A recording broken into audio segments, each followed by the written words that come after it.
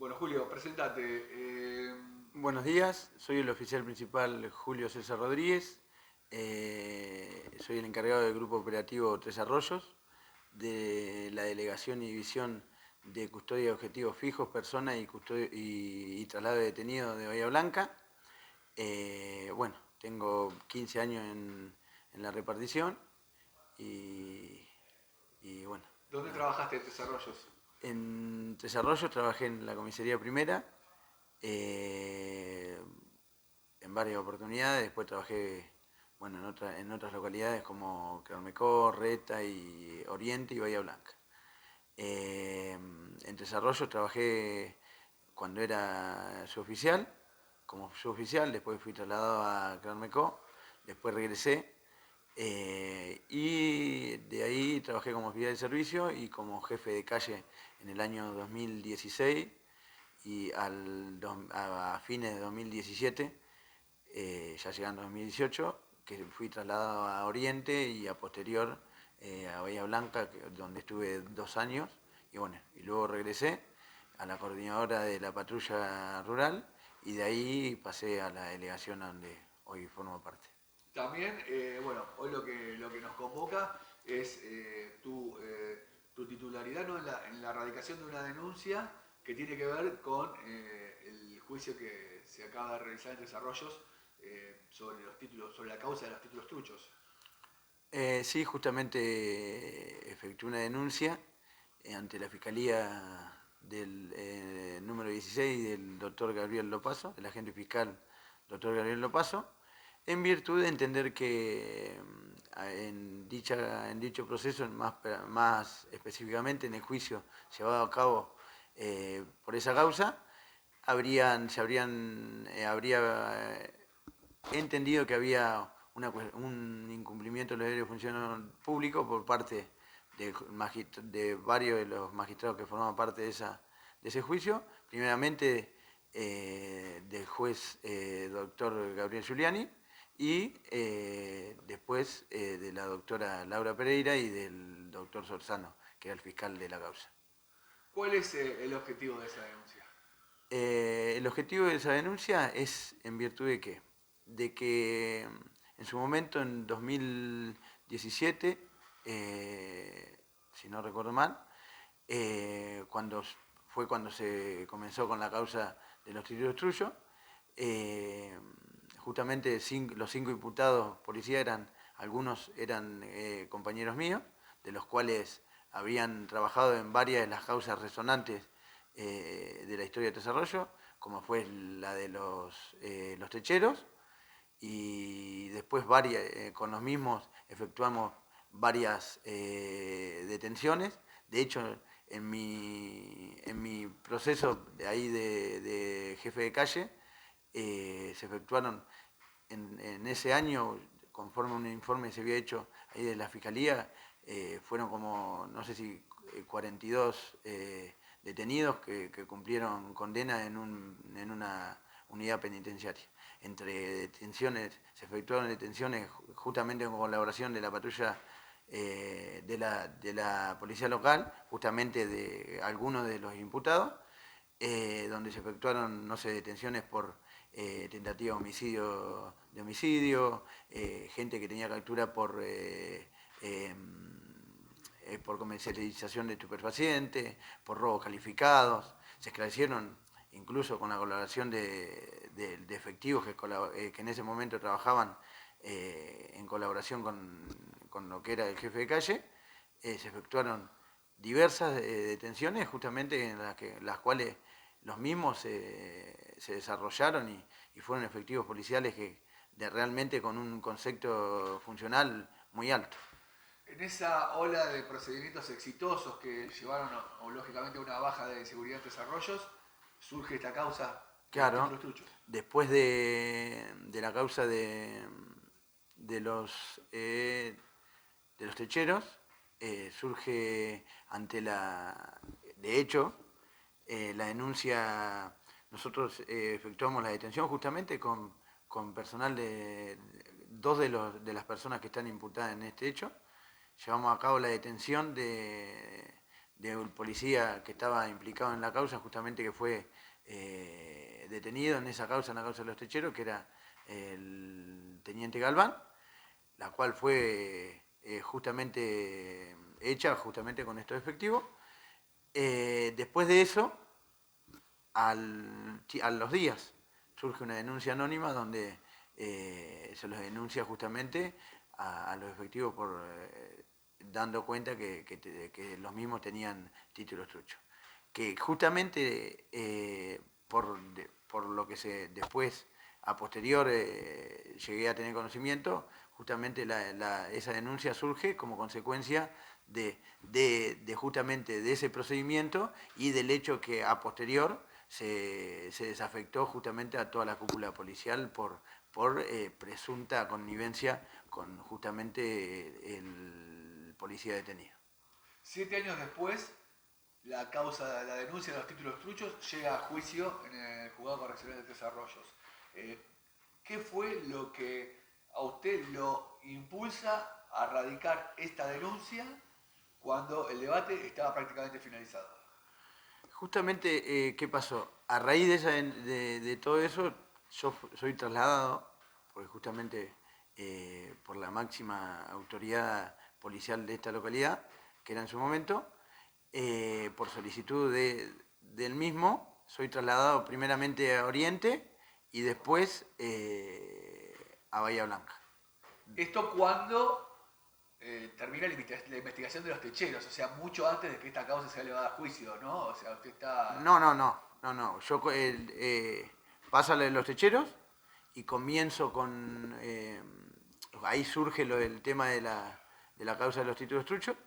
Y bueno, y yo ahí tengo no una participación como funcionario público, sino como compañero de los imputados, porque de hecho no podía participar de esa investigación en virtud de que justamente los imputados eran compañeros míos. Porque eso hubiera sido una causa de parcialidad, no podía yo investigar algo donde justamente los que estaban investigados eran mis compañeros. Por eso en ese momento, yo en realidad mi participación fue como compañero de los 5 imputados, los cuales después de la denuncia yo tomo conocimiento de la realidad y de la verdad de esos eventos. Ante eso, yo los aconsejo y trato de direccionarlo en qué es lo que podían hacer, en virtud de que ellos ignoraban muchas cosas y que por ahí el temor que tenían los mismos, justamente por ser parte de ese proceso. Y teniendo en cuenta que una de las personas que había orquestado justamente esos delitos que se le habían acusado a ellos, era una persona que pertenecía a la Secretaría de Seguridad. El delito que estamos hablando es el uso de documento, documento público y la supuesta defraudación a la administración pública, ¿no? Claro. Esos son los delitos. Sí, el delito de presentar documentos falsos al Ministerio de Seguridad y de la defraudación en su momento no era la defraudación, en su momento era solamente el uso de títulos truchos o de títulos falsos, y después surge también la defraudación al fisco, a posterior, años después. ¿Qué pasa? Ante yo tomar conocimiento realmente de la verdad y la realidad de los hechos, yo y teniendo conocimiento de que justamente la persona esta que era el secretario de Seguridad en ese momento, que sabía, y al tomar conocimiento de que él mismo lo citaba esporádicamente, periódicamente, cada 2 días lo citaba justamente para hablar, y él mismo le indicaba que se queden callados, que no se preocupen, que esto lo iban a solucionar.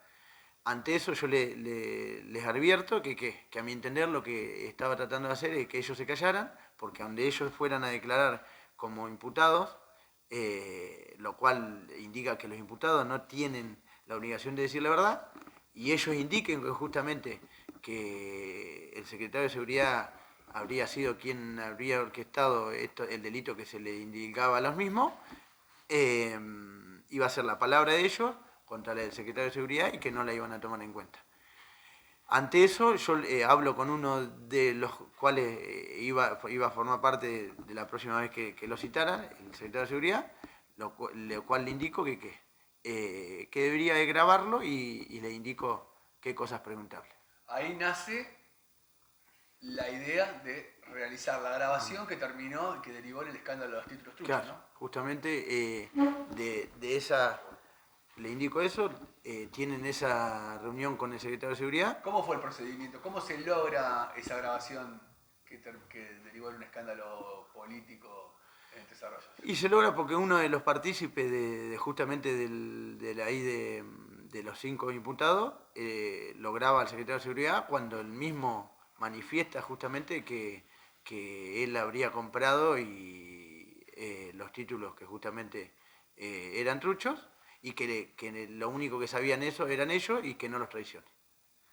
Que justamente fue en la grabación que fue publicada por la mayoría de los medios, justamente se puede escuchar justamente lo que yo estoy diciendo. 7 años después estamos en el juicio oral. Se desarrolla el juicio y en la última audiencia las partes desisten en su testimonio y eso impulsa a que usted haga la denuncia en la fiscalía. Sí, en virtud de que yo entendía que había una intención manifiesta de impedir de que yo efectuara mi testimonio, porque no les convenía, porque justamente la causa esa había sido archivada, y lo que yo iba a decir justamente dejaba expuesto a la fiscalía en que tenía una pérdida de objetividad, porque justamente la grabación esa que fueron presentados por los imputados, que fue presentado por uno de los imputados, daba cuenta de justamente de que del imputado de esa causa que había sido archivada se estaba haciendo cargo justamente de un delito, del delito que se le indicaba, y que justamente en la causa constaba de que esa grabación nunca había sido manipulada, que si bien había sido, justo lo indica el perito que la analizó, había sido cambiada de formato. ¿Por qué? Porque se había extraído desde el aparato grabador de la persona que lo había presentado a un formato diferente, que era un pendrive o a un CD, pero que la misma era el contenido de la misma era veraz y que nunca había sido manipulado. Eso se dijo en el juicio. Eso se dijo en el juicio. Por tal motivo, a mi entender, yo creía que justamente esa causa no debía ser archivada, y por tal motivo iba a dar en mi testimonio, iba a aportar pruebas que determinaban de que la Fiscalía no había actuado con objetividad. El testimonio que se desistió y que fue la punta de lanza para que usted se decida, junto con uno de los imputados, a denunciar esta supuesta... Sí, y no solamente eso, justamente, sino que en su momento, con anterioridad al juicio, yo había sido notificado por la Fiscalía para prestar declaración el día 18, que era uno de los días justamente que se había diagramado de las 5 que tenían ya predispuestos de antemano, y que con anterioridad a eso yo había hablado con la defensora oficial, la doctora Laura Pereira, en presencia de uno de los imputados, en la cual fui citado a la Defensoría Oficial por ella, en virtud de que la misma me presentaría como testigo de su defensa. Que en virtud de eso me presenté en la Defensoría Oficial y la puse en conocimiento justamente de que a la hora de declarar, iba a declarar que me iba a abstener de declarar en virtud de que creía que no se había garantizado la garantía constitucional del juez natural, en virtud de que consideraba que justamente el juez que estaba oficiando en ese juicio tenía circunstancias que ameritaban justamente la excusación, y que al observar de que él mismo, siendo consciente de esas circunstancias de excusación, no se había excusado, eso a mí me causaba cierto temor y duda de que mi testimonio fuera tomado con la veracidad y con la legalidad y como correspondía debidamente. ¿Qué pasa si prospera la estrategia que usó la defensa porque todavía en este fallo está pendiente? Hoy es 7 de octubre y el fallo todavía está pendiente. ¿Qué pasa si prospera la estrategia de la defensa y finalmente son sobreseídas estas personas? ¿Usted piensa insistir en la revelación de estos hechos que al margen de la causa que originó la investigación de los títulos truchos, también está revelando otros datos importantes en cuanto al perfil institucional del desarrollo, ¿no? Sí, sí. En realidad, a ver, yo no es que tampoco haga, porque por ahí haya salido en defensa de por ahí de los 5 imputados, es que haga apología del delito, ni que yo, ¿cómo se llama?, dude la honorabilidad del Poder Judicial y del Ministerio de Seguridad. Sino que de hecho yo creo que si pase lo que pase, yo la denuncia que hice es a fin de que se sepa la verdad, que es la mega causa por la que formó parte de un Estado de Derecho, que justamente que es lo que yo en su momento, con anterioridad al juicio, le puse en conocimiento a la doctora Pereira, y la cual hizo caso omiso, porque ella, ¿qué pasa? Dentro de ese juicio había dos partes, la defensa y la fiscalía, que son las personas que tienen legitimidad justamente para pedir la recusación del juez. En ese momento yo los puse en conocimiento de esa circunstancia que meritaban la recusación del juez. Lo mismo hicieron caso omiso de mi planteamiento. En su primer momento la defensa, a la cual la puse en conocimiento, y en su momento me dijo si me animaba a hacerlo, y yo le dije que no tenía duda en hacerlo. Que después la fiscalía... Cuando la defensa le pregunta si usted se animaba, estaba hablando de recusar al juez durante su testimonio en el juicio. Sí, en realidad, al estar en conocimiento ella como funcionaria pública y como parte de la defensa, ella al estar en conocimiento de esa circunstancia, tendría que haber recusado anterior al juicio. No precisaba que yo declarara en el juicio. Y de hecho, lo que yo le estaba exponiendo a ella ya estaba en conocimiento de eso. ¿Por qué? Porque se lo habían manifestado con anterioridad a los imputados. De hecho, 3 de los que desistieron de su patrocinio, cuando presentaron la apelación con el doctor Malespina, habían hecho mención justamente y habían solicitado la recusación, y habían hecho mención de que de esta circunstancia, que era el hecho de que, porque en realidad lo que hay que saber, ¿cuál era la circunstancia?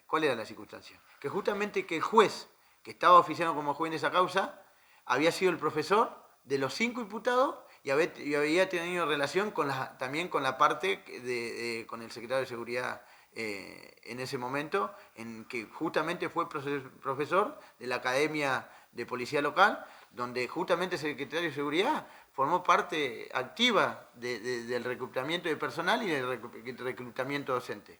Ante eso, y entendiendo también de que él era profesor de la Academia de Policía Local, lo cual yo presenté prueba de que justamente al ser profesor de la Academia Local, era empleado de la Subsecretaría de Planificación, que responde al Ministerio de Seguridad, la cual era la que le pagaba los sueldos justamente a esos profesores. Yo lo que le expliqué a la doctora Pereira es que en virtud de eso, él estaba actuando con total parcialidad. ¿Por qué? Porque si él no podía emitir un juzgamiento donde la parte afectada, justamente por el delito en el año que él era justamente profesor, la parte afectada en el Ministerio de Seguridad, justamente su empleador en el momento que se cometió el delito. Que por tal motivo, él era, lo que indica la ley es de que él no puede formar parte, no puede tener relación con las partes ni formar parte de ese proceso. ¿Por qué? Porque había circunstancias justamente que hacían poner en duda su imparcialidad. Que ante eso ella tenía que tomar una decisión, lo mismo que el fiscal, que lo puse en conocimiento y está detallado en la denuncia, de lo cual estoy justamente aguardando porque de hecho hice la denuncia acá, porque sabía que se iban a excusar, justamente por la relación que tienen los mismos. Pero justamente también hice la denuncia acá para que quede expuesto que justamente el fiscal Lopazo se excusa por tener relación con la doctora Pereira y con el doctor Giuliani. Estamos hablando de la excusación que hizo el fiscal luego que usted hizo la denuncia claro, la pasada. Claro. Ahí él hizo, por tener relación, hizo justamente en virtud del artículo 47 del Código de Procedimiento Penal, el cual indica que 13 circunstancias de excusación, justamente una de ellas dice que es la 13, que dice que si habría circunstancias que meditaran que el mismo pusieran en duda su imparcialidad, que debía excusarse. Bueno, justamente el doctor Lopazo hace uso de ese recurso y se excusa justamente dejando entrever justamente que era lo mismo que debería haber hecho Zuliani y no lo hizo. Le pregunto, ¿por qué después, dos preguntas me quedan para hacerle? La primera, ¿por qué después de tantos años usted persevera en esta causa?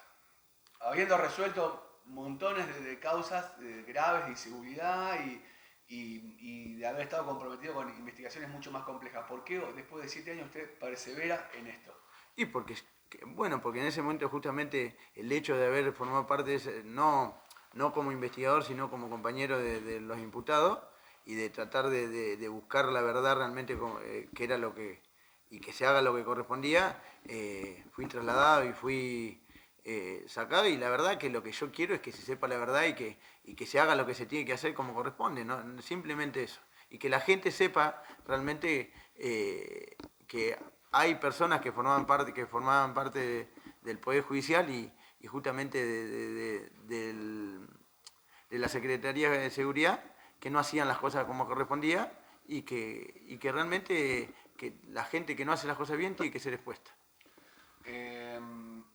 Julio, usted está diciendo, o sea, no lo dice directamente, lo sugiere, como se puede interpretar a la luz de lo que ha contado, que sufrió consecuencias luego de haber participado de esas investigaciones y después de haber generado la causa de títulos truchos en 2016. ¿No tiene miedo que a esta hora se repita? Usted está haciendo una denuncia grave institucional con el uniforme colocado frente a las cámaras y haciéndose responsable de una denuncia que implica a gente con la que usted trabaja, ¿no? Sí, pero de hecho, a ver...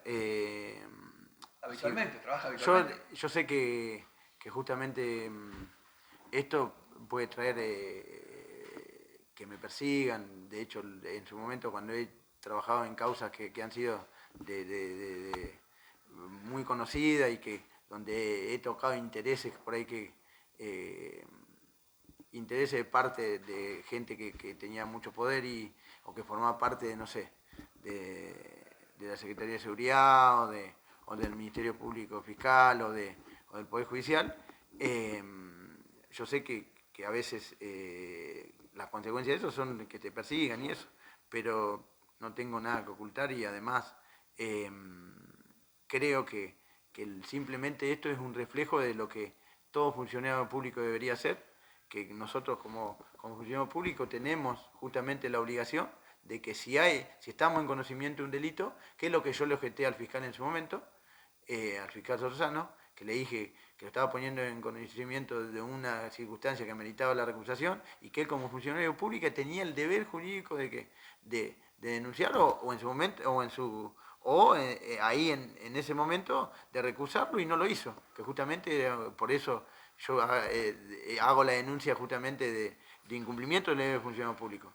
Y bueno, y lo que yo estoy haciendo acá es uso de mi obligación como funcionario público de denunciar, que es lo que yo expuse en su momento en la denuncia, al tomar conocimiento de un delito, denunciarlo. Simplemente, que es lo que tendrían que hacer todos los funcionarios públicos, que por ahí no lo hacen justamente por el temor a represalia y cualquier cosa que les pueda pasar, pero yo realmente no he aprendido en el transcurso de mi carrera a convivir con eso. ¿Cómo es una persecución, una represalia en el ámbito en el que está hablando? Y cuando uno se expone en causas por ahí que expone a gente que realmente son importantes o gente que forman parte de lo alto de la sociedad, también tiene consecuencias como denuncias de cosas falsas, ¿cómo le puedo decir? Solicitud de traslados, por ejemplo, como me pasó en su momento. Cosas así, creo que siempre todo lo que tratan de hacer es hacerte perder credibilidad, que son las estrategias muchas veces que usan los abogados defensores justamente para hacerte perder credibilidad y que la gente desconfíe de lo que uno le está diciendo, pero en realidad no tengo, por mí que de hecho me han hecho denuncias y ninguna han tenido resultados positivos porque siempre no han sido veraces.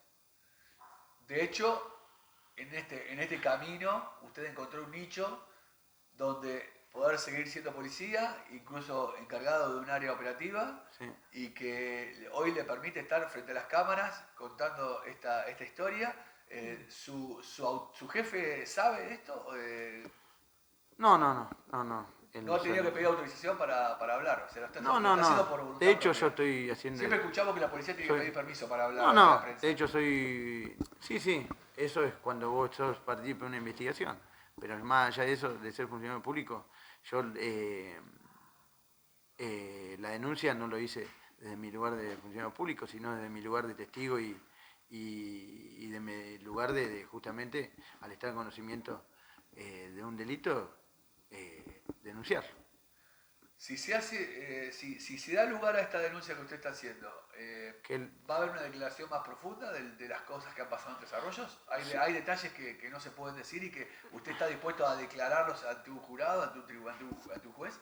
Sí, de hecho, justamente por eso mismo he tratado de no dar mucho detalle porque no, lo que justamente yo pretendo es que declarar justamente lo que es la verdad, que por ahí el hecho de que si lo hubiera hecho en este juicio no hubiera expuesto justamente las verdaderas intenciones de algunos de los magistrados, porque de hecho yo con mi testimonio hubiera demostrado de pérdida de objetividad, de muchas violaciones de garantías constitucionales que